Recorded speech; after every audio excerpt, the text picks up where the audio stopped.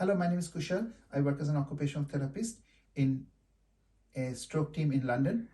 Today I'm going to talk about the role of occupational therapy profession in stroke. As I have explained in my other videos, I'm proud to be an occupational therapist, and I'm proud to see the difference that I can make in a stroke survivor's life through my support. And also the feedback I receive from my clients makes me very happy. So I'm very proud to be an occupational therapist, particularly in the field of stroke, because as an occupational therapist, we can look at the physical side, cognitive side, emotional side, and combine together and help the multidisciplinary team to deliver a very holistic treatment approach. But in this video, I just wanted to present with a question to the other occupational therapists and the occupational therapy students, some of whom follow my channels.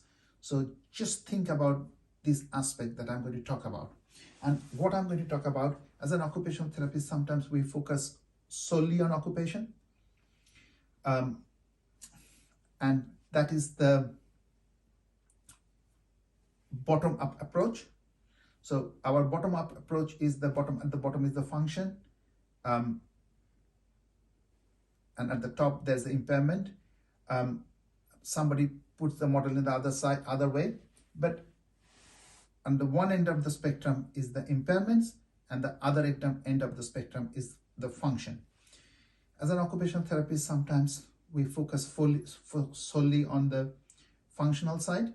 We do not think about the impairments, but obviously we integrate the impairments into the functional task when it is carried out. On the other side of the spectrum is that we can also think about focusing on the impairments, treating the impairments, and expecting that the function will improve as people continue to work on the impairment level. Now, that model beautifully works in most of the cases, but with stroke, in some patients, I find that model of focusing mainly on function becomes very tricky, because in stroke, people may have sensory impairment, they may have cognitive impairment, physical impairments, all going together. So one of the things I have noticed that if I focus solely on the functional side, particularly with upper limb, what patients tend to do, they carry out the action with a lot of compensation, because their focus is carrying out the task, not so much on the movement. Some people can focus on the movement and the task at the same time, but for the majority of the population, particularly in the early phases, it becomes a very challenging prospect. So I have been practicing for the last few years. I focus on impairment through exercises.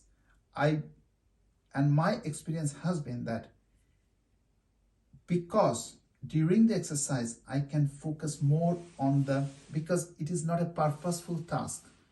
Patients can monitor their movement much better, and they can work on reducing that compensation. And once the muscle group becomes strong enough so that they can do the actions, then I focus on function. So I start working on the impairment level. Then when the impairment becomes less, then I move on to function level instead of solely focusing on function right from the day one. That's my experience, and I would request every occupational therapist to think about in your area of work whether working on the impairments to begin with will help us to gain better functional outcomes. Just a question, just a thought. There is no definite answer, but I just wanted to present that question to all of you. Thanks for watching my video. I hope you will find this useful. Wish you all the best.